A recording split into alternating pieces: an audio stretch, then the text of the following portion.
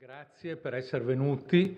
Pensavo che il tempo con questa bora così gelida non fosse molto favorevole al voler uscire di casa, però pensavo anche che questa fosse una grande occasione per un po' per dare un senso al percorso che ho cercato di disegnare dentro al Carnevale di Venezia, un percorso che incontra le maschere in varie situazioni, in vari luoghi della città e che ha il cinema come punto importante, ma che ho voluto anche così riportare all'indietro nel tempo con l'incontro con l'arte dei Sartori, riportarlo indietro nel tempo e anche proiettarlo nel futuro, se è possibile, in questo dialogo che faremo. La sede dell'Istituto Veneto era una sede ideale per collegarsi con la grande mostra sulla fotografia giapponese e quindi vedere che tipo di legami possiamo stabilire tra i Sartori, le loro maschere e le maschere giapponesi, e costruire una serata appunto che è un viaggio, è una grande avventura, un sogno di famiglia in qualche modo che in gran parte si realizza. Lui è Donato Sartori, è figlio di Amleto Sartori, che è stato un grande scultore e che a un certo momento della sua vita ha cominciato a fare delle maschere e le ha fatte per i grandi interpreti del teatro del Novecento, da Lecoq a Dario Fo, a Edoardo, a Strehler dell'Arlecchino, servitore di due padroni, e lui ha ereditato così, i saperi di famiglia, ma ha come allargato lo sguardo, mettendo nel sogno del padre altri sogni molto più grandi, e lo ha fatto insieme a Paola Pizzi dalla metà circa degli anni 70. Nell'80 io credo che alcuni dei qui presenti veneziani non saranno stati testimoni e coprotagonisti di questa straordinaria mascheratura urbana in Piazza San Marco del primo carnevale dell'80, mi sembra, no? 80, sì, dell'80, che aveva coperto Piazza San Marco con questa mascheratura. Ricordo, probabilmente c'erano alla fine di questa operazione, sotto questa rete c'erano 100.000 persone probabilmente. 85.000. Il mio ricordo era di cifre grandi, di essere dentro a questa rete e di provare una straordinaria gioia, energia in quel momento, e un'altra sensazione che si collega poi alle cose che diremo. Queste 85.000 persone che erano venute per partecipare a questo evento di questo carnevale, che tentava di far rivivere il carnevale di secoli prima, perché il carnevale era sparito da Venezia, raccoglieva 85.000 persone e io nella mia memoria non ricordo nessuna maschera, non c'erano maschere. I Sartori hanno immesso con tutta la forza di 30 anni della loro storia, della loro cultura, hanno immesso anche questa esigenza di tornare non solo a fare un carnevale, ma recuperare la cultura della maschera. Donato, che faceva le maschere nella tradizione del padre, intanto era già andato oltre, comunque appunto con questa operazione, da alcuni anni cominciava a pensare a come far vivere la maschera in altri modi, come mascherare le città. C'erano dei dialoghi, dei rapporti con artisti contemporanei, con grandi artisti, Christo per esempio, che faceva queste... Il famoso paquetage. Il paquetage americano di alcune centinaia di chilometri.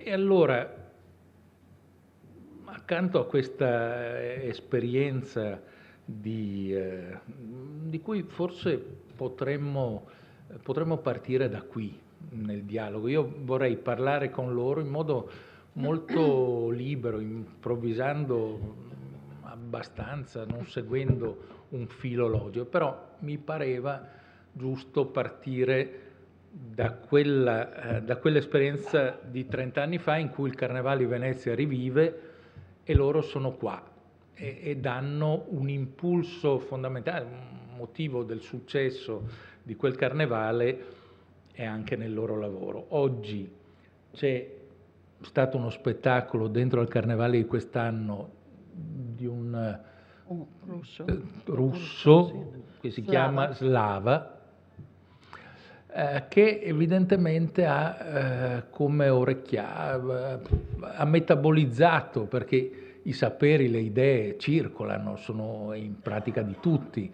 e ha portato la mascheratura dentro al Teatro Il Ridotto? No. Teatro Goldoni. Al Goldoni, ecco, l'ha fatto uguale. La stessa idea, insomma. Allora, intanto, diciamo, i Sartori, la mascheratura urbana, hanno continuato a farla per 30 anni. Qualche mese fa hanno fatto una cosa simile a Venezia, l'hanno portata a Parigi, come a Padova. Credo non ci siamo posti in Sud America, piuttosto a Rio, e adesso ultimamente a Lisbona. Lisbona, e poi l'abbiamo fatta a Salamanca. Ci hanno invitato per la conclusione del Festival delle Arti Visive e abbiamo creato il mascheramento urbano a Plaza Mayor e l'abbiamo chiamato Mare Umano. Ecco, partiamo proprio da qua. Come è accaduto di pensare alla mascheratura di Piazza San Marco?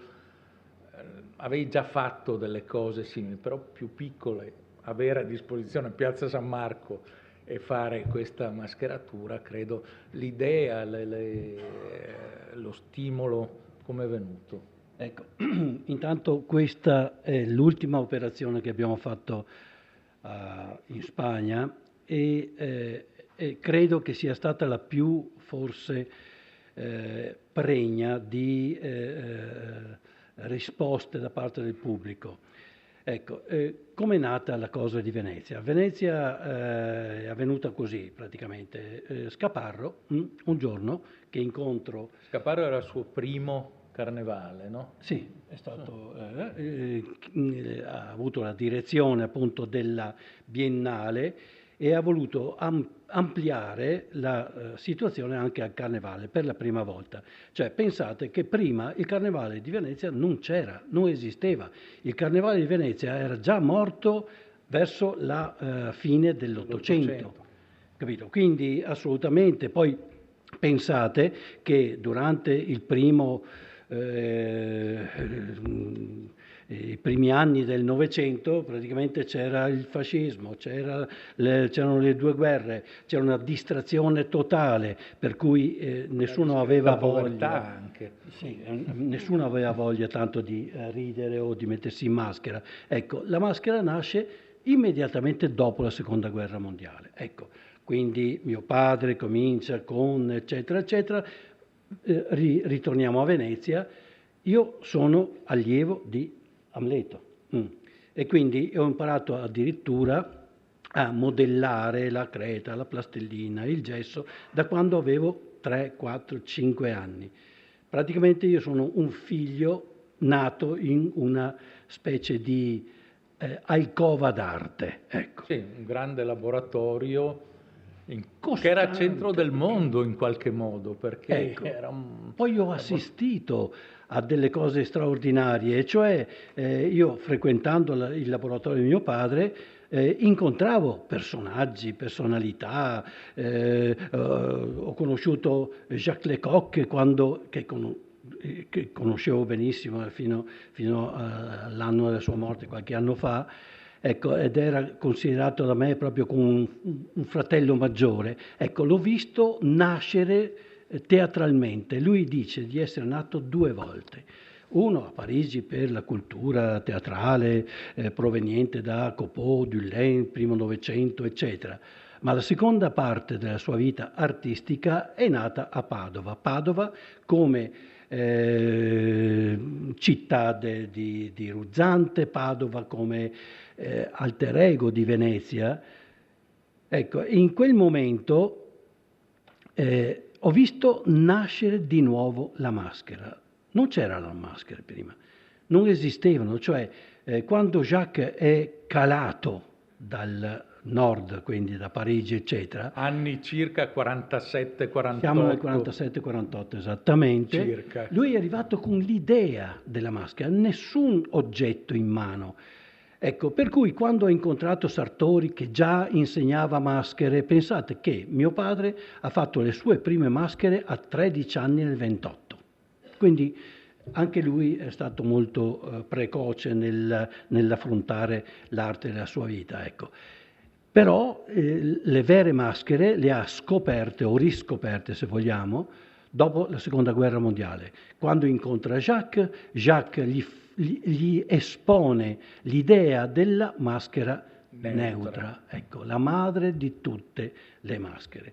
Come nasce la maschera neutra? Che tutti poi vediamo in giro per Venezia, ma anche in giro per i mercati di tutto il mondo. Ormai la maschera neutra è diffusa come una maschera che probabilmente, qualcuno dice, è sempre esistita. No, la maschera neutra nasce negli anni 50 a Padova, quando Jacques incontra lo scultore, attenzione, lo scultore che prima di essere, come lo chiamate voi veneziani, mascherero o scultore di maschere, ecco, era scultore e basta. Lui conosceva perfettamente l'anatomia.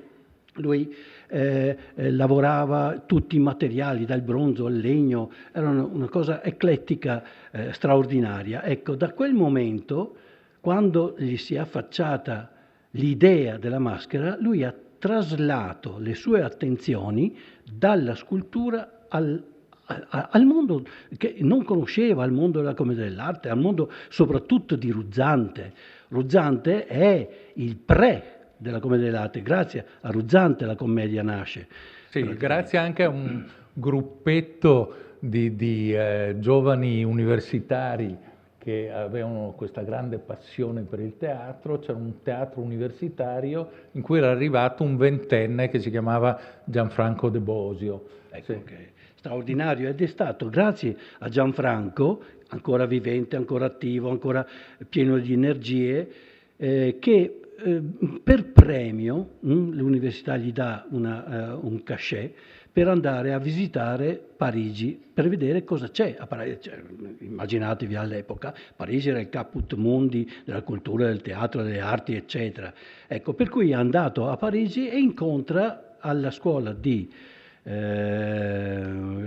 Barrault, incontra Jacques Lecoq, resta affascinato di questo fantastico. Si chiamavano Mimi una volta, però Mimo. Jacques non ha mai voluto essere chiamato Mimo. Ecco, Mimo. Ecco, lui ha imparato a usare il corpo attraverso la maschera. Ecco. Chi gliel'ha insegnato? Naturalmente la scuola di Copeau, la scuola che nasce nel 14 a Parigi. Copeau crea questa scuola del Vieux Colombier e inventa una maschera. Pensate a questa maschera. Questa è una delle maschere più straordinarie del teatro del No giapponese, si chiama Koomote. È una maschera in assenza completa di espressione. È una maschera chiamata da Copeau maschera della calma o masque noble, la maschera nobile. Ecco, Jacques viene con questa idea della maschera, però pensate, Copeau non era uno scultore, era un uomo di teatro, eccetera, che si mette a fare una scultura. È venuta fuori una brutta scultura, evidentemente. No, ecco, e la brutta maschera si chiamava maschera neutra. No, scusate, nobile. Maschera nobile. Ecco. Scusa, ed era in cartapesta? Sì, vabbè. E a un certo... Non si facevano le maschere in cuoio? Non esisteva, no, era una tecnica del Cinquecento, insomma, che è stata completamente dimenticata durante i secoli, eccetera. Ecco. La maschera nobile passa attraverso la figlia di Copeau, attraverso le varie scuole di teatro, attraverso Jacques Lecoq che la porta a Padova, ecco, incontra Sartori, e Sartori in quel momento stava facendogli il ritratto. Quando sorge il problema della maschera neutra che deve essere in assenza completa di espressione, eccetera, lui non ha fatto altro che traslare il ritratto di Jacques, che era bellissimo all'epoca, un essere molto affilato, perfetto, eccetera, no? E crea un ritratto senza espressione. E questa è la prima maschera neutra della storia. Nasce negli anni 50 a Padova e questo è il ritratto di Jacques Lecoq.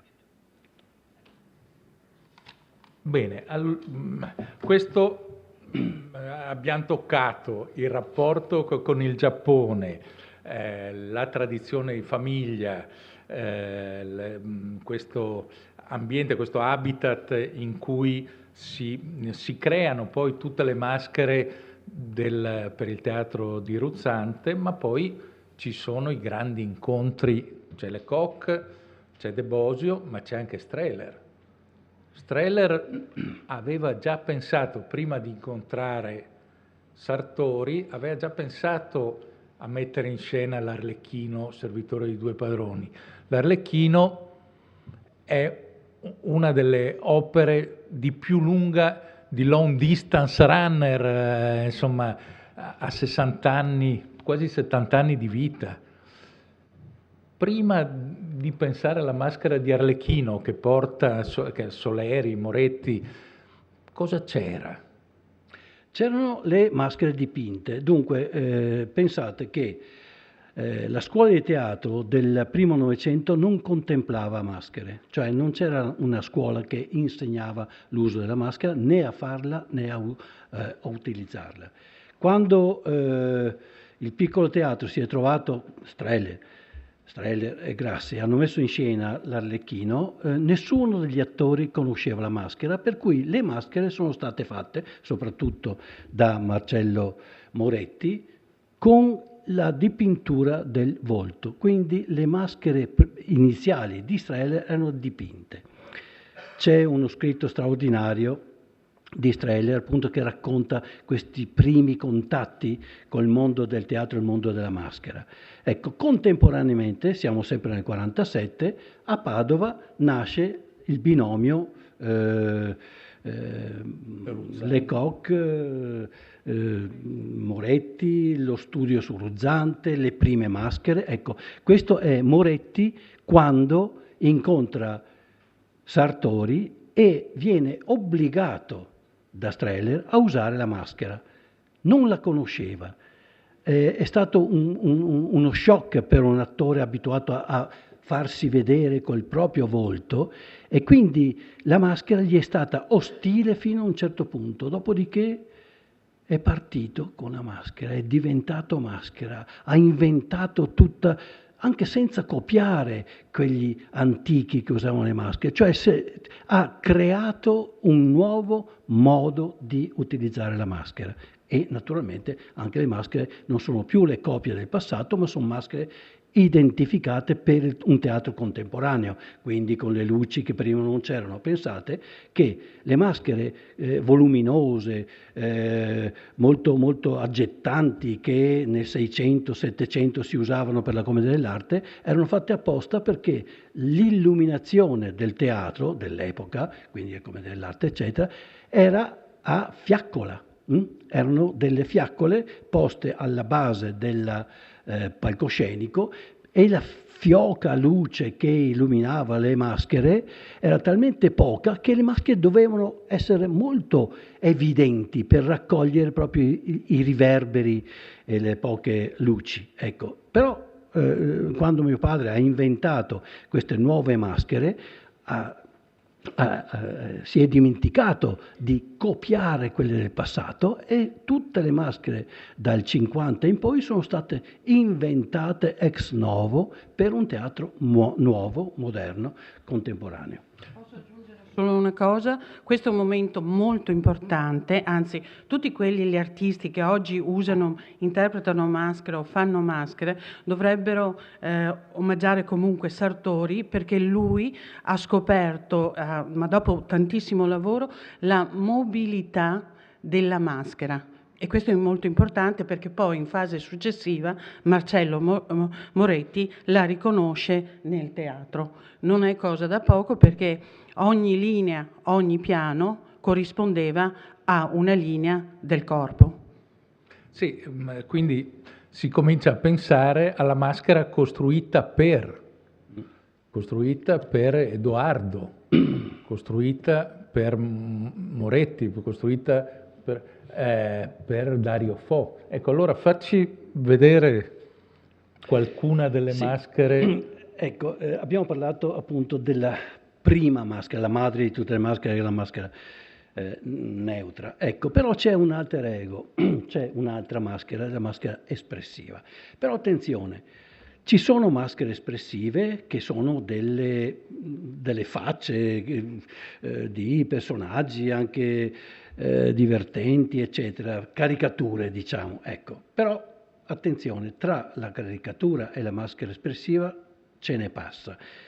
Voglio farvi vedere una cosa straordinaria, e cioè come una maschera può vivere in doppia dimensione. E cioè, una maschera come questa, voi la vedete, è la maschera del, che ne so, cattivo, aggressivo, forse violento, buzzurro, un capitano, se vogliamo, no?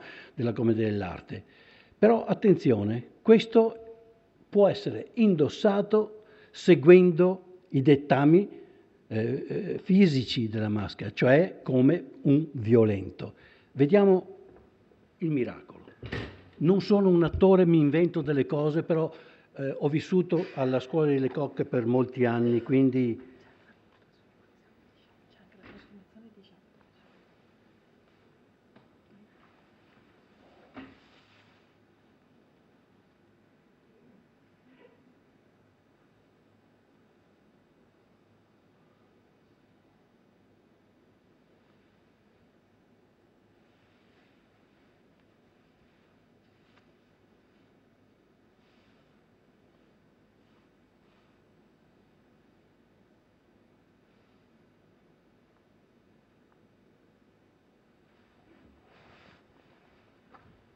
la doppia maschera. Incredibile come una maschera possa parlare e creare due espressioni con un viso solido, un viso rigido, un viso di legno, di cuoio, di cartapesta, eccetera. Voglio farvi vedere un'altra cosa. I giapponesi sono maestri. Abbiamo visto questo Kōmote. Vedete come questa maschera vi guarda, è attenta,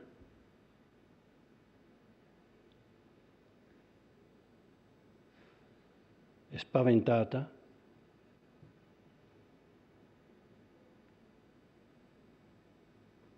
Adesso diventa calma, si addormenta. Tutto in una maschera di legno. Allora, noi siamo un po' di casa in Giappone. Abbiamo conosciuto praticamente tutti i grandi maestri, li abbiamo invitati anche ad Abano Terme, a Padova.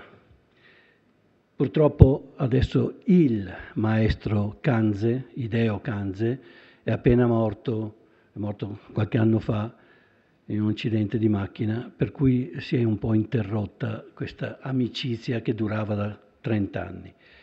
Però io in Giappone ho rubato, ho conosciuto moltissimi scultori di maschere, ho visto come venivano le maschere indossate dai più grandi personaggi del mondo del No, del Kyogen, anche del Kabuki, sebbene il Kabuki non ha maschere, però ha maschere dipinte in pratica. Guardate, questa è una maschera che abbiamo creato per l'Orestea di Eschilo con la regia di Oscarsson in Svezia, dove è vissuto una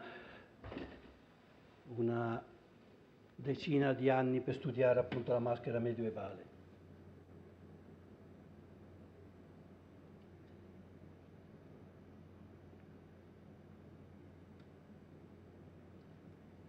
È una piangitrice, è lamentatrice.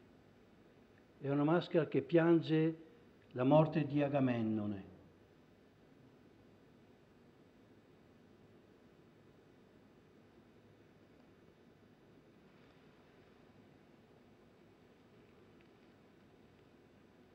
Perché questo effetto? L'effetto che sembra che si addormenti, sembra che pianga, oppure terribile, apre le pupille.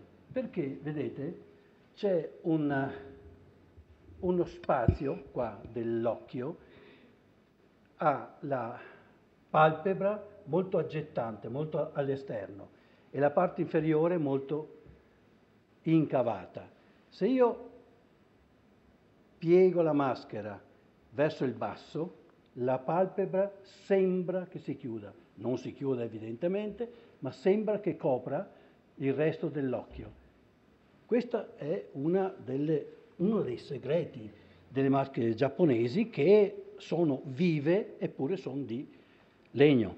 Senti, una delle cose che personalmente, ma vorrei anche che raccontassimo, è il tempo infinito di più generazioni che è necessario per la costruzione di una maschera no. Non è che una maschera ci si mette lì e in 2 giorni si fa una maschera no. Allora, lo puoi raccontare? Voglio raccontarlo tu? perché Sì. È una cosa straordinaria. E cioè, noi abbiamo sempre cercato, naturalmente, i classici maestri, sia dal punto di vista attore e che i costruttori di maschere, gli scultori di maschere. Ecco, ne abbiamo conosciuti alcuni, qualcuno addirittura chiamato tesoro vivente, cioè quelli che hanno la funzione di trasmettere il mestiere alle prossime generazioni. Ecco. Lo Stato pensa a loro non devono guadagnare, perché devono assolutamente pensare soltanto al mestiere, al lavoro e alla trasmissione agli allievi. Abbiamo conosciuto qualche anno fa uno di questi maestri. Siamo stati Fusiyama, no? Questo cono. C'è anche su. Il maestro Takatsu. Ecco, Takatsu abitava sotto il Fujiyama. Siamo arrivati in un paesino, addirittura sembrava di essere in Giappone. Il Giappone non è più Giappone oggi, no? Cemento, cose. Ecco. Lì siamo tornati nel Giappone dell'Ottocento, quello delle foto, sì, della mostra che avete qua a Venezia. Ecco, siamo entrati in una abitazione con addirittura le finestre scorrevoli di carta, cioè lui in kimono, naturalmente cerimoniale, eccetera, i suoi strumenti tutto a terra, si è accasciato e ha cominciato a spiegarci come nasce una maschera no, e cioè il legno, il tipo di sgorbie che si devono usare, i colori, eccetera, no? Ecco, e poi si è talmente concentrato su questo blocco di inoki che sembrava in trance addirittura, no? e poi con dei movimenti lentissimi allungava la mano, sapeva che lì c'era la sgorbia numero 13 che gli occorreva per fare quel tipo di intagliata, un ricciolino di legno, rimetteva e si riconcentrava. Così andava avanti mesi, forse un anno per fare una maschera. Per la maturazione di quel legno comunque non è che ci volevano 2 anni o 3. Pensate che l'inoki è questa pianta che non abbiamo qui in Europa, in Occidente, è una pianta che viene tagliata non da quello che la pianta, no? Ma dal figlio, dei nipoti, dopo qualche bel secolo. Quando raggiunge una certa dimensione viene tagliata, sempre qualcuno della famiglia evidentemente, no? Viene tagliata, sfrondata e messa in bagnasciuga, in acqua, in un fiume alle foci del tal di tali. Ecco, quindi con le maree c'è acqua salmastra, acqua dolce, salmastra, questo per 5 anni, poi qualcuno lo gira, altri 5 anni, e poi qualcuno dopo 10-15 anni lo toglie e ci vorranno altri 10 anni per la maturazione del legno. Poi ogni pezzo di legno ha una sua identità, quindi gli eroi, gli dei sono la parte centrale dell'albero, la parte femminile sono parti esterne, eccetera, eccetera, eccetera. Pensate che un veneziano per fare una maschera quanto ci mette? Non lo diciamo. Non lo diciamo, forse non così. Comunque le immagini che vedete qui non sono le immagini del Giappone, queste sono immagini di Abano Terme, perché ad Abano Terme, dove abbiamo il Museo Internazionale della Maschera, abbiamo fatto un masterclass con i maestri giapponesi, sia scultori di maschere che attori di maschere che studiosi di maschere, perché poi dopo l'incontro con il maestro Takasu è nata un'amicizia, lui era così curiosissimo di conoscere l'altra parte del mondo, non era mai venuto in Europa e quando è arrivato da noi era come un bambino molto curioso e si è emozionato tantissimo. Infatti nel momento che lui fa la dimostrazione della scultura in legno, dice delle buone parole al suo assistente, che avete visto il giovane a fianco, l'assistente ne è così commosso che ricambia il maestro e il maestro va in agitazione e con un colpo secco di sgorbia si taglia il braccio. Ecco, la cosa che ci ha colpito in quel momento è che lui non si è agitato per niente, è rimasto fermo, immobile, come con le gambe incrociate e così noi abbiamo chiamato l'ambulanza, ma non diceva una parola, noi eravamo colpiti da questo silenzio. Tipicamente orientale, c'è il terremoto del disagguato, ma... Sì, ecco. E diciamo che la storia col Giappone sono iniziate tantissimi anni fa, credo 40 anni fa, vero Donato, se non ricordo male. Io ricordo alla fine degli anni 80. Molto prima. Ecco, personalmente io ho anche avuto la fortuna di conoscere anche la mamma di Donato, che si chiamava Miranda, e che loro usavano, diciamo, come loro uomo per andare a cercare maschere, perché il sogno di creare un museo della maschera se lo portano dietro i due qui presenti da almeno 30 anni, circa da quando li conosco, più o meno, hanno meno. Cioè hanno cominciato a pensare: vorremmo fare un museo della maschera, ma non della maschera italiana, della maschera mondiale. Allora non è che riuscivano a raccogliere le maschere di tutto il mondo, allora avevano dei loro scherani, uno di questi era la loro mamma, che mandavano in Africa e se ne tornava con dei mali tremendi, però avendo fatto bottino di maschere rarissime. E quindi allora, ecco, questa è Miranda. Sono le ultime immagini prima della morte. Qua siamo a conclusione del nostro seminario internazionale che si chiama Arte della Maschera. nella commedia dell'arte, ormai alla 27ª edizione, e Miranda era... E appunto la famiglia ha funzionato insieme, non è che potevano, quindi c'era bisogno di tutti, come adesso appunto usano biecamente la figlia, insomma, che ci hanno fatto questo montaggio, ma sono presenze angeliche, come dire, necessarie in qualche modo. E appunto i viaggi, ecco, i viaggi straordinari dunque cominciano da subito, cioè io, a parte fare lo scultore, l'insegnante, ti ricordi, vedo laggiù una mia antica collega del liceo artistico di Padova, eccetera. Quindi era un'epoca furente, no? Cioè piena di voglia di conoscere, di fare. Io facevo la subacquea, poi ho preso una vecchia Jeep e ho attraversato il Sahara, sono andato a vedere i siti dove al centro del Sahara c'è una montagna dove ci sono i graffiti rupestri straordinari, ecco, dove ci sono le prime maschere, quindi i documenti che attestano che la maschera esiste da quando esiste l'uomo. Ecco. Poi non abbiamo mai avuto tanti soldi per andare, che ne so, in Africa, presso questi raccoglitori, che sono normalmente dei ladroni, che ti fanno pagare una maschera rapinata presso i villaggi, eccetera, e te la fanno pagare milioni e milioni di lire dell'epoca. Ecco, noi abbiamo lavorato invece in tutto il mondo, e stiamo lavorando in tutto, anzi, stiamo lavorando solo all'estero. In questo clima italico di questi ultimi 20 anni, insomma, sapete anche voi che è molto difficile lavorare nel mondo della cultura, ecco.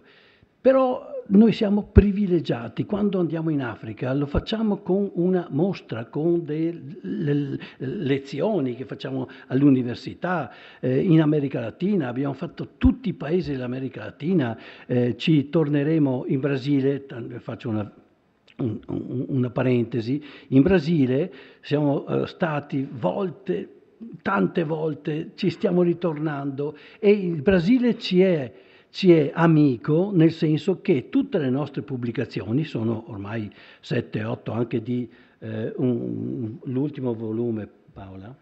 Arte della maschera. Ecco, questo qui. Quando andiamo in giro vengono moltissimi personaggi tipo a Bali, tutti i danzatori, i maestri maschereri, eccetera, e facciamo i cambi, cioè ci scambiamo. Io ti do un pezzo, oppure i disegni, oppure li invitiamo in Italia, eccetera. Quindi tutta la nostra collezione, che è notevole, di maschere del mondo, è avvenuta così, andando a caccia di maschere, però in loco, andando in giro con il Land Rover, in mezzo alle tribù, eccetera, ecco, e andando in cerca di maschere usate, danzate, maschere non turistiche, quelle che si trovano in giro per, ecco, cioè sì, questo maschere è danzate, fondamentale. ecco. Maschere che hanno avuto un contatto con vere. Sudate praticamente, ecco. Per cui questa nostra collezione oggi appartiene a un piccolissimo museo, che si chiama museo, dedicato anche a mio padre, alla famiglia in pratica. È dedicato, diciamo, alla famiglia Sartori, ad Amleto e Donato. Allora, l'idea nasce non di creare un museo museificato della conservazione della memoria. Noi partiamo con questa idea di museo vivente negli anni '80, quindi immaginatevi che in quel periodo invece i beni culturali erano solo la conservazione, ma un museo vivente abbinato anche a una scuola. Quando mai si è visto un museo con una scuola? Proprio per trasmettere il sapere, perché noi riteniamo che il sapere è un bene che va protetto e sviluppato, mantenuto, nutrito. E quindi abbiamo avuto questa idea.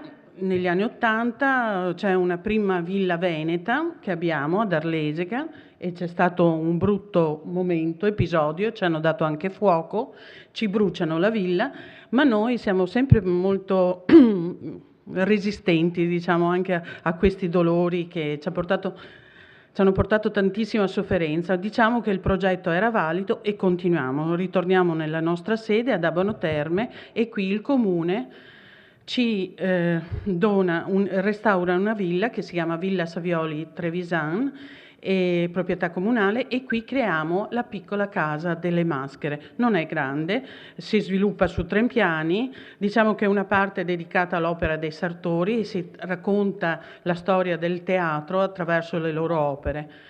E poi in alcuni momenti questo museo vive di seminari, di spettacoli. Qui vediamo Dario Fo e Franca Rame, che anche loro sono stati i nostri sostenitori, come il nostro amico qui a fianco Giampiero Brunetta, che da anni comunque ci sostiene, e hanno dedicato a noi questo spettacolo. Dario ha scritto 2 testi di drammaturgia, ha fatto 300 disegni proprio sull'opera e le maschere Sartori. Questo è stato un avvenimento importantissimo perché in quel momento noi abbiamo visto vivere il museo come volevamo noi. Tutto splendeva, dentro e fuori questo edificio. Non era cosa morta. Ecco. Comunque continuiamo ancora. Ecco, non abbiamo mollato. Com'è che ti è venuto?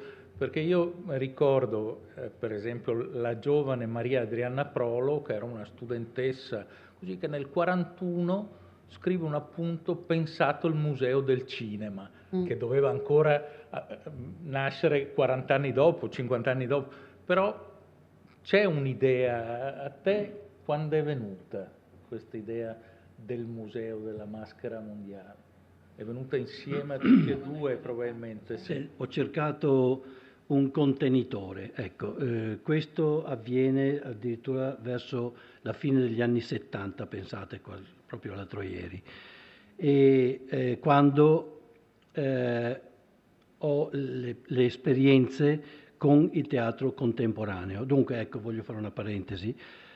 Io sì, continuo quello che mio padre mi dà, cioè mio padre mi insegna, divento figlio allievo, imparo la tecnica della scultura soprattutto, poi della maschera, eccetera. Però io sono figlio di un'altra epoca, quindi sono figlio forse del 68, sono figlio di un movimento, ho assistito alla trasmigrazione delle arti dall'America alla vecchia Europa.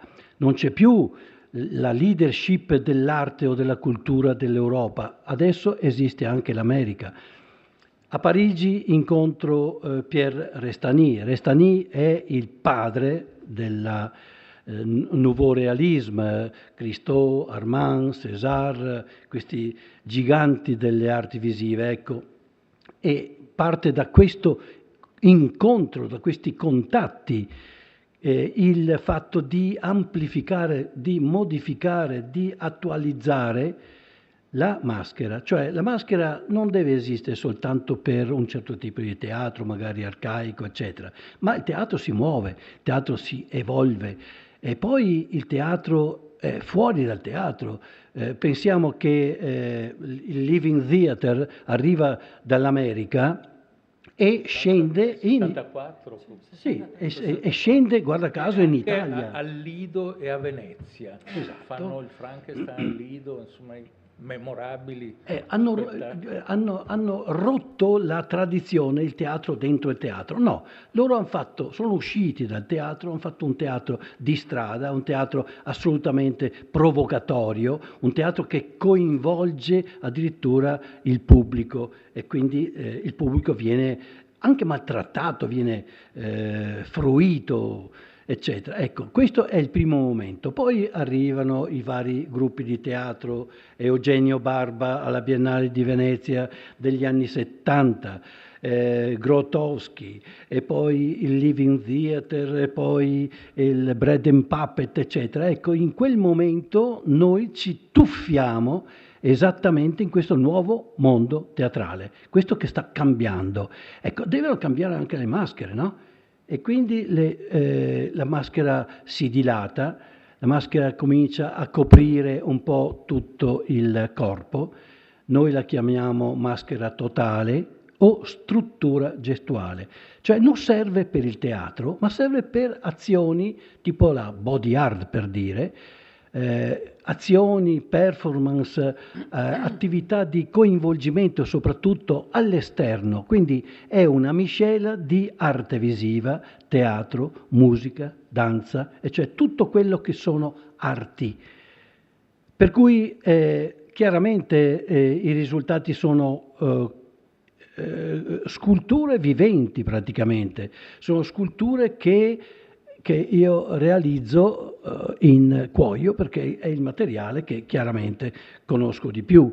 Ecco. E quindi non sono sculture ferme, non sono sculture da esporre dentro i musei, dentro le gallerie, eccetera, no? Ma sono sculture che sono vissute in un momento di vita collettiva. Ecco. Non basta. Non basta perché da questo tipo di scultura vivente, di struttura gestuale, c'è un'ulteriore volontà di amplificare e quindi ecco la ragione di creare degli ambienti per queste sculture, maschere totali oppure azioni, eccetera. Questi ambienti li abbiamo fabbricati con il mascheramento urbano. Quindi abbiamo scelto delle aree incredibili, aree a parte quella straordinaria di Piazza San Marco dell'80, eccetera, ma da quel momento in poi abbiamo peregrinato in giro per il mondo, siamo stati in America Latina, Messico, Guatemala, ancora ci siamo, stiamo facendo delle grandi performance nelle città più importanti, che ne so, Parigi, piuttosto che... A Parigi c'era proprio dalla Tour Eiffel. Ecco, il progetto... Trocadero c'era. Sì, no? sì, il progetto era straordinario, e cioè sminuzzare la Tour Eiffel, naturalmente per effetto di laser, di luci, eccetera, ecco, e creare un mascheramento urbano alla base del Trocadero, e cioè dall'altra parte della Senna, con lo sfondo della torre. È arrivato un certo signore che si chiama Chirac, a un certo punto, il quale naturalmente molto aperto lo conoscerete certamente dalle letture, eccetera, molto aperto alle arti visive, alla cultura, eccetera, che ci ha mandato delle squadre di flic, no? Quindi la polizia francese, che ci hanno chiesto il plateattico. Plateattico, chi è? Cos'è il plateattico? È il permesso di toccare, di camminare su un terreno dello Stato. Quindi il Trocadero era terreno dello Stato, noi non avevamo il permesso e quindi ci hanno smontato tutto. C'erano già 50.000 persone e quindi questo progetto, grazie all'acume di questi politici, anche qui ne abbiamo un po'. Vabbè. Sì. Non voglio... Sì, questo è a Copenaghen, altrettanto straordinario. Queste sono cose, cioè intanto sembrano cose sempre ripetute, ma ogni progetto nasce e vive per quella città, quel momento, quella gente, eccetera. Ecco, qui abbiamo, è ovvio che in quelle occasioni chiediamo la collaborazione di artisti locali, di arti visive, danza, musica, scegliamo dei gruppi, li selezioniamo, collaboriamo per un progetto generale, eccetera. Ecco, per cui ogni performance, ogni azione di questo genere è sempre diversa, chiaramente. Qui siamo proprio alla piazza del municipio, con decine e decine di migliaia di persone, e poi arrivano i rompiscatole, arrivano gruppi di punk, ma no punk e basta, dei punk strepitosi, con delle creste di 2 metri, delle cose allucinanti, armati di catene, incazzati, ma non con noi, con il comune, perché non avevano avuto permessi, eccetera, però avevano una volontà incredibile di spaccar tutto, eccetera.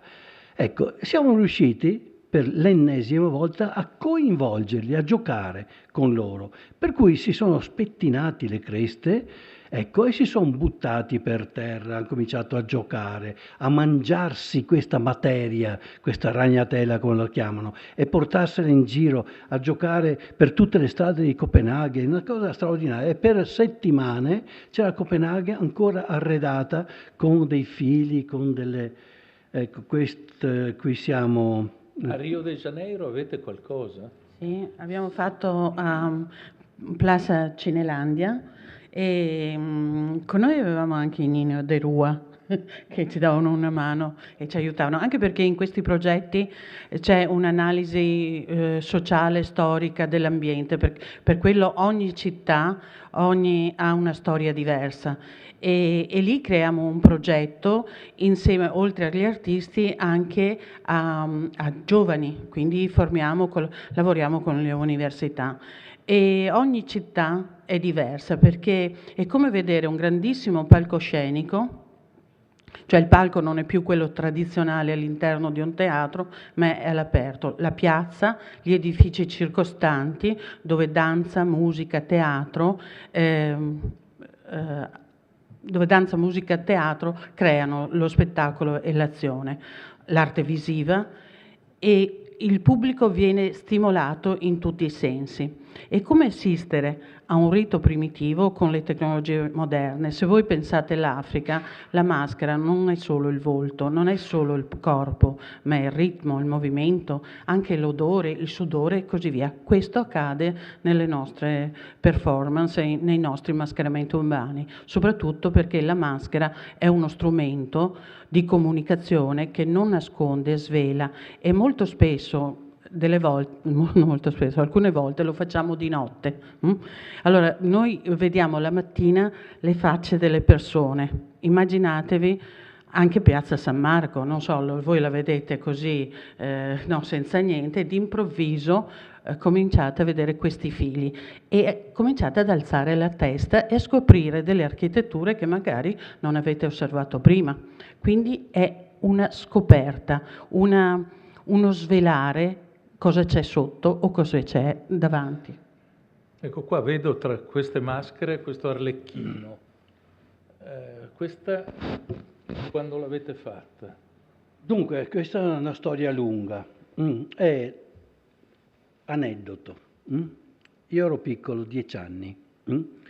Mio padre viene contattato da Strehler, che vuole obbligare Marcello Moretti all'uso della maschera, che lui non vuole, è abituato con la maschera dipinta, eccetera. Allora mio padre fa una serie di maschere, tra cui quelle arcaiche, che sono delle maschere di Zani, per esempio, con gli occhi molto piccoli.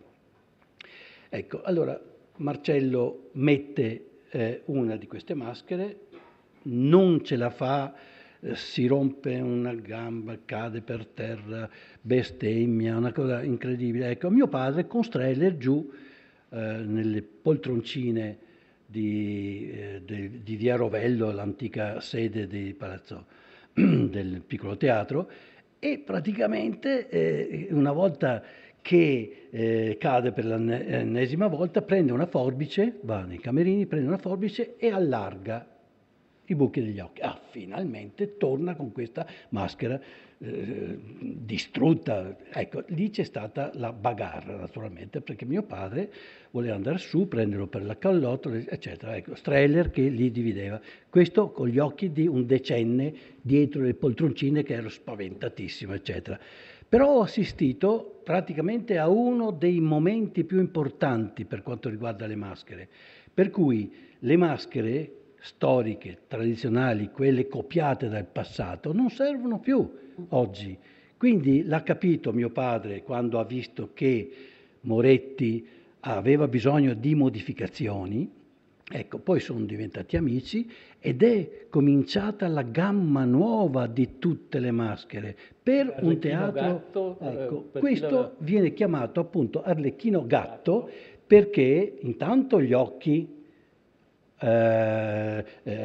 gatteschi, eccetera, e poi perché Moretti si muoveva con movenze feline, eccetera. Naturalmente questa maschera è piaciuta anche a Dario Fo, il quale ha detto fammene una, però col colore.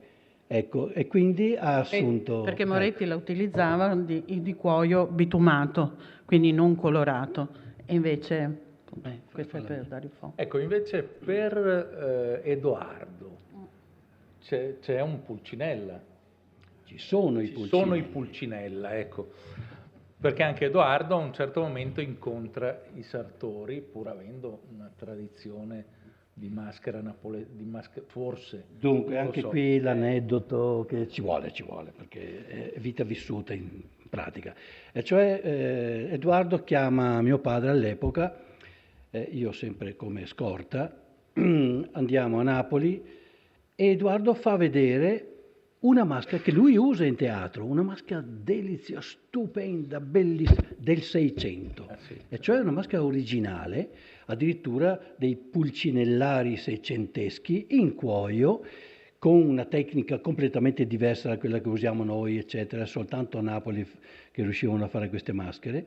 Ecco, mio padre dice, Madonna, questo è un reperto talmente importante, talmente storico e unico, che te ne faccio io una, usa quella mia, ma questa tienila in bacheca, salvala, perché eccetera. Ecco, allora dopo qualche tempo siamo ritornati a Napoli e mio padre fa vedere, no, le due maschere, quella vecchia e quella nuova, fatta da lui.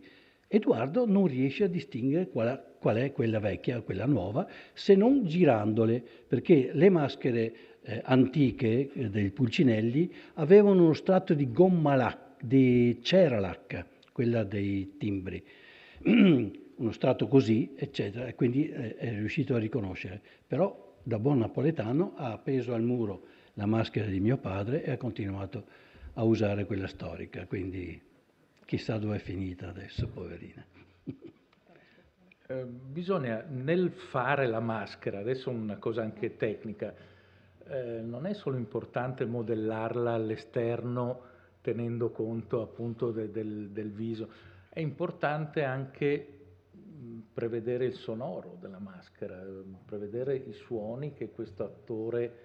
Quindi all'interno cosa bisogna calcolare o prevedere, insomma? Dunque, allora, questa è la maschera perfetta. E quindi quando dal ritratto passa alla costruzione della maschera di Lecoq, Jacques quando la usa si sente risucchiato, parole sue e anche scritti suoi, si sente proprio come una ventosa, dice, e non posso muovermi, è troppo perfetta, sono appoggiato da tutte le parti, quindi non posso muovermi, sono soffocato. Questa è una delle idee nuove che la maschera deve avere, e cioè la maschera non deve essere perfetta, la maschera deve respirare e lasciare respirare colui che la indossa. E quindi questa maschera, che è bellissima, non è mai stata usata da Jacques. Jacques ha voluto le maschere mie, che erano meno perfette, però più legate a questo principio di maschera che respira, una maschera che lascia degli spazi, eccetera. Volevo dire anche un'altra cosa, i caratteri. Dunque, il carattere si deve cercare attraverso una serie di disegni, naturalmente, analizzare il carattere del personaggio, eccetera. Ecco, un altro incontro straordinario nella mia vita è una pseudoscienza storica che si chiama fisionomica. Ecco, l'ho incontrata una ventina d'anni fa e ho cominciato ad avere dei rapporti, ho letto anche un... 700, cioè. Dunque, la fisionomica ha 7000 anni, intanto, come scienza ho chiamata così, no? Naturalmente 500 anni prima di Cristo comincia ad essere scritta, ad essere documentata, e quindi praticamente questi testi, questi libri vengono attraverso gli anni 1000 documentati sempre di più, questi scienziati, chiamiamoli così, ma anche artisti. Arriviamo al 500, chi si interessa di fisionomica è Michelangelo e Leonardo, sono i grandi artisti. Metamorfosi, animali. Gli animali, e cioè per esempio furbo come una volpe, che ne so, torpido come, che ne so, un ciuchino, eccetera. Ecco, noi mettiamo, anche oggi, no? Noi prendiamo dei brani, dei dettagli di animale e li umanizziamo. C'è tutta una documentazione straordinaria su questi studi. Ecco, e inseriamo dei pezzettini di animali per aumentare la capibilità da parte del pubblico del carattere. Per esempio, quando abbiamo fatto, vedete, Leonardo,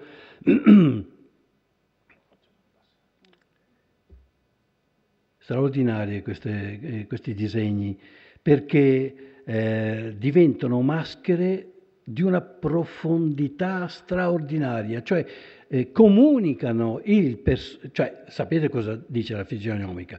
Che attraverso i segni, quindi rughe, borse sotto gli occhi, aggrottamenti, eccetera, no? Ecco, io riesco a leggere l'animo di quello che ha quella determinata faccia.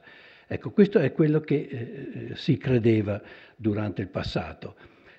L'ultimo dei fisionomi, ma forse il più Lombroso. Ecco, è Lombroso, che credeva di individuare l'individuo pericoloso, l'assassino, il criminale, eccetera, attraverso i segni del volto. Allora Lombroso è stato chiamato addirittura anche a New York per stabilire tra tante persone chi era realmente l'assassino, una specie di film giallo dell'epoca. E lui credeva veramente in questo, tant'è vero che ha mandato in galera un sacco di gente innocente. Poi muore anche lui, poveretto, no? E allora lascia il suo cadavere alla scienza. Il cadavere viene dissezionato da un suo allievo, collega, eccetera, e stabilisce che il Lombroso aveva tutte le caratteristiche dell'uomo delinquente che aveva scritto per 50 anni. I grandi best seller di Lombroso era l'uomo delinquente e la donna delinquente, con tutte le tipologie. Senti, facciamo un salto anche molto più indietro nel tempo. Non abbiamo parlato molto di Ruzzante, delle maschere venete, però a un certo momento tu incontri anche le maschere del teatro dell'Atellana, del teatro greco, appunto, non solo in Italia, non solo con registi italiani. No, ma soprattutto con... È fuori che ci sono dei soldi per la ricerca, ragazzi. Guardiamoci bene in faccia. Pensate, vengo chiamato da questo Peter Oscarsson di un teatro svedese e dice: se voi in tanti anni avete resuscitato la maschera dell'arte e l'avete inserita nel mondo del teatro anche contemporaneo, eccetera, perché lo vieni su a studiare le maschere, diciamo, medievali, scomparse, però estremamente importanti. Arlecchino, per esempio. Arlecchino. Ecco. È lì che incontro questo straordinario personaggio, cercando nei tomi dei musei, dei documenti straordinari, che in Italia è molto difficile. Abbiamo il Vaticano che non permette molto questa diffusione di cose extra cristiane, eccetera. Ecco, per cui ho trovato dei documenti straordinari che parlano di questa la caccia selvaggia, l'esercito dei morti, questo esercito appunto volante che cavalca neri, destrieri che buttano fuori dalle froghe fumo, zolfo, eccetera, no? Il capo di questa masnada è un essere, un demone, attenzione, non il diavolo. Il diavolo, queste sono cose pre-cristiane. Questo demone si chiama Helleken, Herlekönig, Herleking, Helechino, Alichino, Dante lo mette nel 22 e nel 21 e 22 dell'Inferno, Alichino. Ma dove cavolo l'ha trovato Dante, questo Alichino? È andato, in quei momenti, ha trovato a Parigi delle azioni di strada degli Hellekens, questa sorta di giochi o cose teatrali di strada con l'aspetto diabolico. Ecco, quindi il primo a usare il termine Helleken, scrivendolo, è Dante. Però nel lontano 1091, cioè all'inizio degli anni 1000, praticamente cominciano questi racconti, naturalmente scritti dagli amanuensi.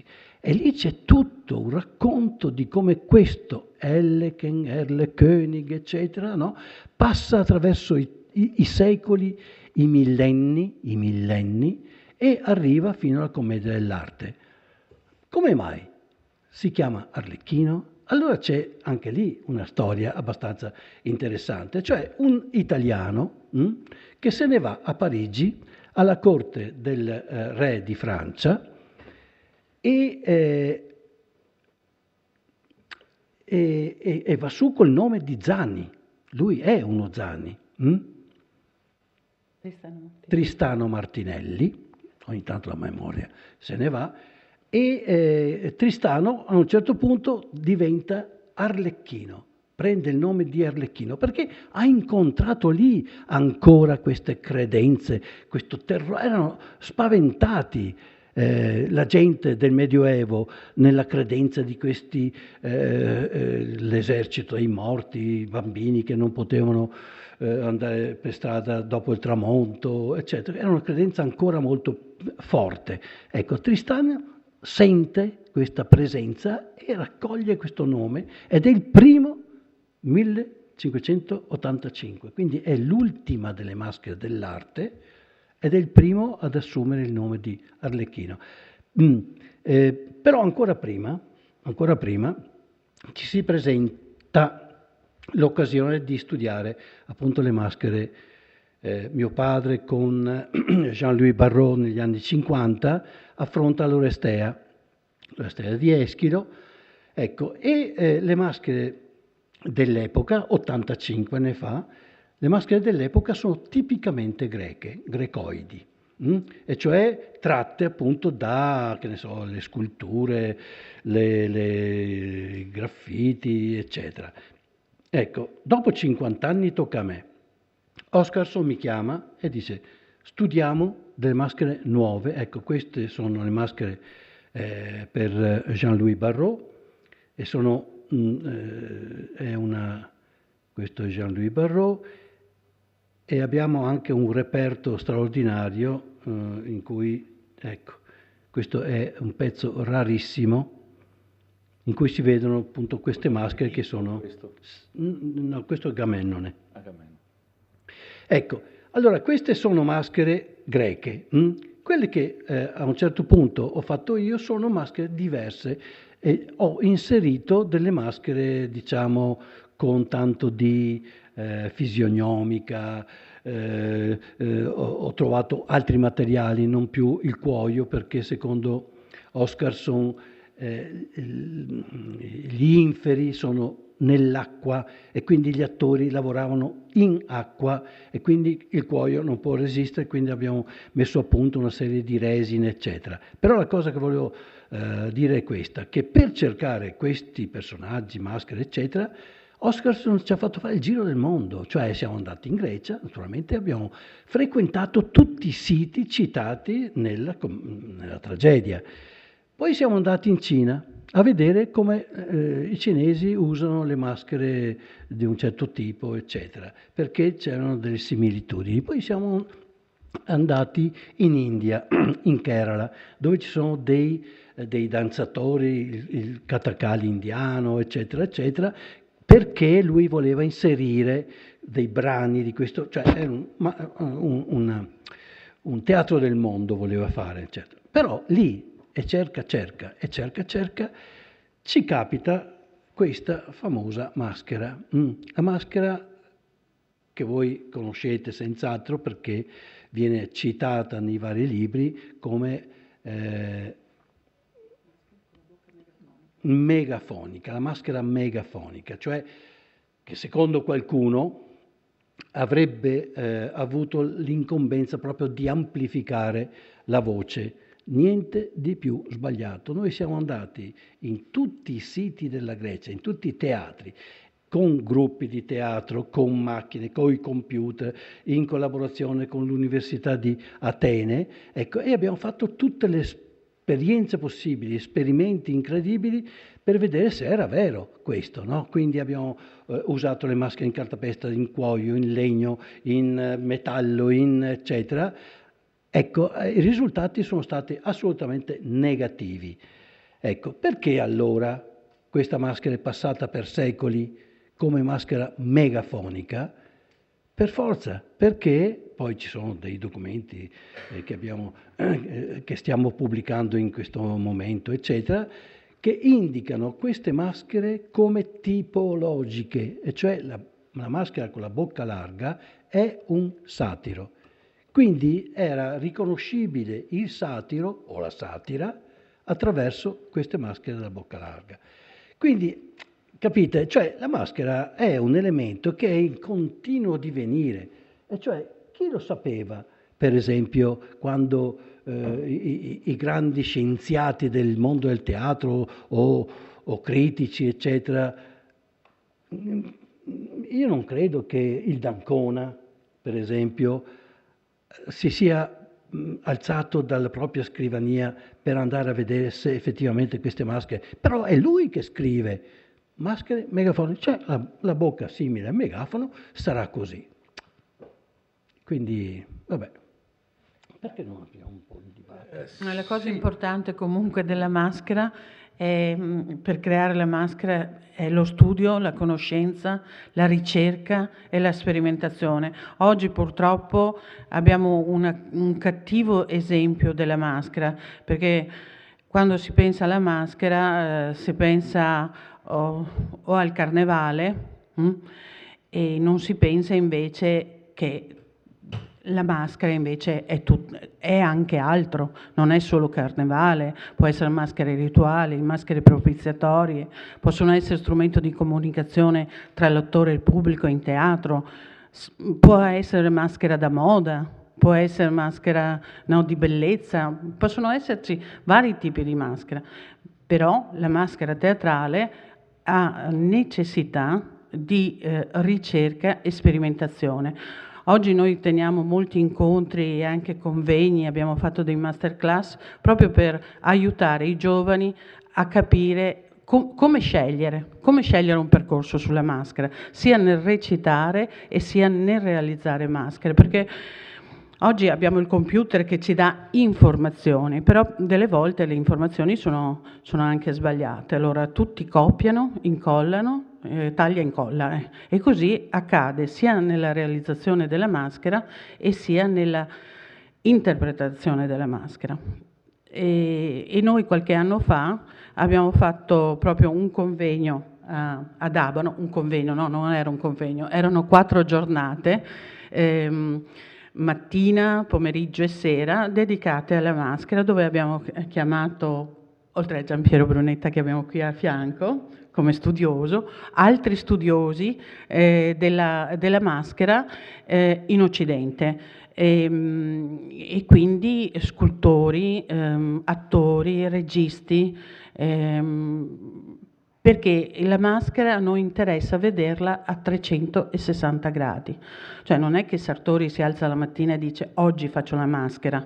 Per fare una maschera c'è bisogno di studiare intanto il testo, di progettare, perché una maschera del periodo greco è completamente diversa da una maschera dell'oggi, dove vive la maschera, perché la fai, in che tempo. Ci sono tanti quesiti, oltre a una metodologia che è proprio dei Sartori, che è sui sentimenti, è il contrario, è la psiche, è il colore, è l'animale.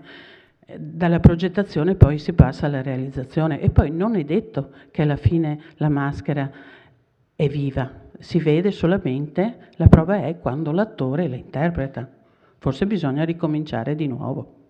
Ecco, questo è un percorso che non è facile, può durare anche anni. Le maschere che vi ha parlato prima dell'Orestea di Eschilo sono stati tanti anni di lavoro prima di realizzarne 140.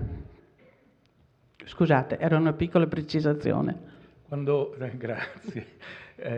Quando parlava di Alleken, mi veniva in mente che ancora adesso, al di là del teatro della maschera, Dylan Dog o Fred Vargas nell'ultimo romanzo usano proprio Alleken, usano quel tipo di racconto lì, perché hanno incrociato nei loro studi questa cosa che viene da così lontano.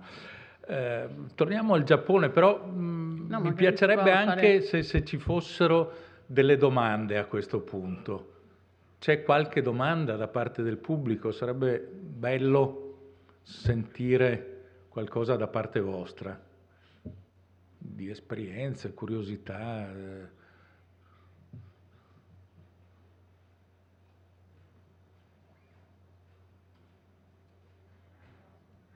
Io intanto vi chiedo appunto questa lunga esperienza con i giapponesi. Voi siete andati in Giappone, i giapponesi sono venuti ad Abano. L'idea appunto che il mondo della maschera è una rete straordinaria, questo mi sembra la lezione o così uno dei punti chiave del tuo e del vostro lavoro, insomma. Andiamo e riceviamo, non andiamo solo a portare le nostre esperienze, è proprio uno scambio continuo. Dal mondo giapponese cosa ti è venuto? Io ricordo questo incontro di 2 anni fa, di un anno fa. Sì. Oltre a quello dell'80. 89 abbiamo fatto a Padova, proprio maschera e gesto e narrazione, Oriente e Occidente a confronto, e qui abbiamo alcune immagini di Hideo Kanze mentre interpreta la Omote. Vedete che la maschera giapponese è una maschera intanto femminile ed è interpretata da un uomo. Ecco, anche qui c'è tutto un settore di maschere femminili che vengono interpretate da attori. È più piccola del volto, non raccoglie il volto, è una maschera, tutto il teatro giapponese è difficilissimo per noi, perché io ricordo le prime volte quando sentivo il linguaggio giapponese, poi un linguaggio molto arcaico, quello che usano nel teatro non capivo assolutamente niente, ma avevo scoperto che anche la mia interprete non capiva, e allora ho pensato al nostro ruzzante, che anche se parliamo oggi nella lingua pavana sicuramente nessuno ci capisce, no? Le difficoltà. Qui è un teatro gestuale, vedete, lui utilizza il ventaglio, e questo ventaglio si può trasformare in 1000 cose. Può diventare piatto di portata, può diventare, se portato sopra alla testa, o ombrello. Per creare queste maschere, come aveva detto Donato prima, ci impiegano, ecco, loro producono una maschera all'anno, 2 maschere, e per comprare una maschera giapponese è meglio fare un mutuo. Ogni piccola parte della maschera, noi abbiamo visto il maestro quando intagliava ci impiega molto, hanno degli strumenti bellissimi di intaglio che si chiamano le sgorbie, ecco, tutta la strumentazione è molto, molto precisa. Quando sono venuti da noi a Padova abbiamo invitato sia Kanze e sia Nomura che rappresentava la famiglia del teatro Kyogen, perché in Giappone esistono le grandi famiglie di teatro, sono 4 o 5 in tutto. Questo è Nomura, purtroppo anche lui ci ha lasciato e in questo momento vedete, mentre la maschera del teatro no non viene mai tolta dal volto, perché è come staccarsi il proprio viso, e nel teatro Kyogen può diventare un personaggio a sé stante. Questo è un ubriacone che sta parlando con gli spiriti. Sono sempre maschere in legno cavo, sono maschere inoki e la voce, quando l'attore emette la voce, è una voce vibrante. Una grande emozione che abbiamo provato in questo incontro scambio, e come ha detto Giampiero, che noi portiamo, ma anche c'è uno scambio culturale, artistico, e per la prima volta quando Hideo Kanze ha interpretato le maschere Sartori è stato a un convegno a Bergamo e ha scelto la maschera del Tartaglia, che non credo, vero? Sì? Ce l'hai? Ed era stato, noi parliamo degli anni 76, c'è stato un grande convegno a Bergamo con Eugenio Barba, con Grotowski, con Nicola Savarese, cioè massimi studiosi del teatro, e quando Kanze ha indossato la maschera Sartori si sono tutti levati, alzati in piedi, ecco, perché è stato mai prima un attore giapponese aveva interpretato altre maschere, e la scelta della maschera è stata una scelta che poi io ho capito negli anni. Il taglio degli occhi, loro hanno un personaggio molto simile nel teatro Kyogen, che è il cieco. Allora, ho scoperto anche che nel teatro, non tanto nel teatro no, che è il teatro classico, ma il Kyogen, che è un teatro comico, diciamo, alcuni personaggi li possiamo trovare nella commedia dell'arte, sono gli archetipi, ecco, diciamo, come i servi, il vecchio pantalone, il ricco. Anche nel teatro Kyogen esistono questi tipi. Ecco, tu volevi dire qualcosa sui tuoi rapporti con i maestri giapponesi e questi...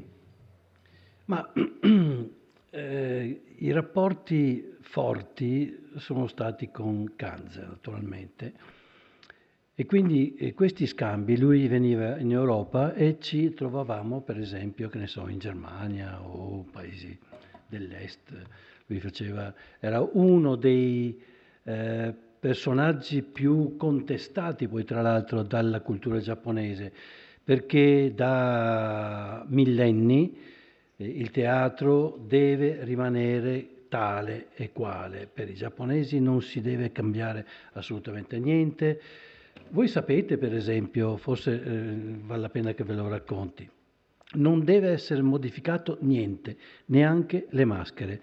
La gamma di maschere giapponesi è immensa, ci sono dei personaggi strabilianti, eccetera. Ecco, la prima volta che siamo stati a conoscere Takashi, Takatsu. Ecco, e lui a un certo punto ci siamo scambiati i libri. Allora lui ha dato il nostro, ha preso il nostro e guarda. E poi mi guarda e dice, ma questa è arte. Beh, dico, è la tua? Non lo so, dico, sono maschere di una perfezione tale. No, dice, noi non possiamo inventare niente. Noi, quando facciamo una maschera, la copiamo tale e quale come i prototipi di 500, di 700 anni le fa. Le icone avevano la stessa tradizione. Sì. Praticamente non deve essere un artista, lo scultore di maschere orientale. Deve copiare, ma tante volte la copia non era una copia da un originale. La copia è qua dentro. Sono talmente bravi, sono talmente precisi nel loro agire che la copia è mnemonica, capito? Cioè sono maschere che sono uguali da sempre. Ecco, guai se uno modifica, anzi se qualcuno modifica viene cacciato dal circuito degli scultori di maschere, eccetera. Ecco, questo avviene anche per il teatro. Il teatro non può modificare neanche le parole. Tant'è vero che il No usa un linguaggio di 500, 600, 700 anni prima che nessuno conosce, l'abbiamo detto un po' come ruzzante, eccetera. Ma allora che la gente che va a vedere il teatro cosa fa? Fa che tutti conoscono a memoria i pezzi, per cui non c'è bisogno che li capiscano. Io mi ricordo mia nonna che cantava l'opera lirica e le conosceva tutte, non occorreva che stesse a sentire, cioè aveva tutto in memoria, quindi è una cosa straordinaria. Ecco. E un'altra cosa, anche le maschere giapponesi si sono rovinate col tempo, col sudore, perché ci lavorano con queste maschere, loro non le restaurano mai, rimangono così come sono, anche rotte, anche senza colore, e ci lavorano. Una cosa che ci ha poi invece emozionato molto è stato quando alla morte di Kanze ci hanno invitato a me e a mio marito alla commemorazione funebre. E lì io pensavo che i giapponesi non piangessero, perché anche l'amico più intimo c'è sempre una distanza, e questo è il rispetto per loro. Però lì abbiamo visto persone svenire, ridere, e poi alla fine hanno proiettato un filmato. Kanze, quando da piccolo impara, perché loro fin da piccoli imparano l'arte del teatro all'interno della famiglia. Abbiamo visto da piccolo Kanze quando comincia a muovere i primi passi e i primi movimenti del teatro No. Kanze è cresciuto un po' tutta la sua vita, e poi alla fine abbiamo visto Kanze mentre interpretava in questo documentario Le maschere Sartori. Ecco, noi lì siamo stati veramente, abbiamo avuto un grandissimo riconoscimento. A questo punto vorrei sentire se c'è ancora qualche domanda, perché mi sembra che questo potrebbe essere un buon finale della serata. C'è qualcosa che vorreste sapere, qualche curiosità che...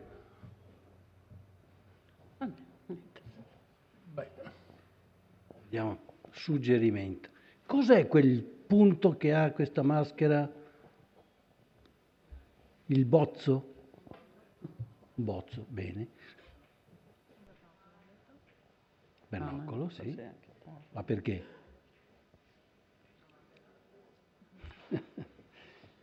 Dunque, all'epoca la commedia dell'arte è sempre stata osteggiata dalla Chiesa, come tutte le maschere. Da quando esiste il cristianesimo, le maschere sono state veramente accusate, demonizzate, cioè, non si poteva, se non la Chiesa stessa poteva utilizzarle nei misteri religiosi, eccetera. Per cui quando nasce l'Arlecchino, cioè siamo agli inizi del Cinquecento, c'erano maschere, diciamo, popolari, molto spesso i demoni, come quelle che troviamo ancora oggi in giro nelle montagne, nelle Alpi, eccetera, queste maschere cornute, eccetera. Ecco, la Chiesa proibisce, quindi la commedia dell'arte probabilmente all'inizio usava le maschere demoniche, diaboliche, eccetera. Però la Chiesa proibisce e il furbacchione dell'attore della commedia deve tagliare le corna e lascia un segno. Ecco il perché Erleken, Erlekönig, Erleking ha un'origine addirittura pre-cristiana. Magnifico. Beh, credo che possiamo chiudere ringraziandovi per questa magnifica trasmissione di senso di avventura, di senso di coraggio, di senso di aver aperto un piccolo museo che raccoglie non solo una tradizione di famiglia, ma una grande storia che affonda nella storia del teatro italiano, del teatro mondiale, ed è un progetto che ha una gittata mondiale. Io considero una delle più grandi avventure di persone comuni che però guardano avanti, e quindi mi auguro che la loro idea così di mascherature, di dar vita alle maschere continui ancora a lungo. Grazie a tutti voi per questa. Grazie.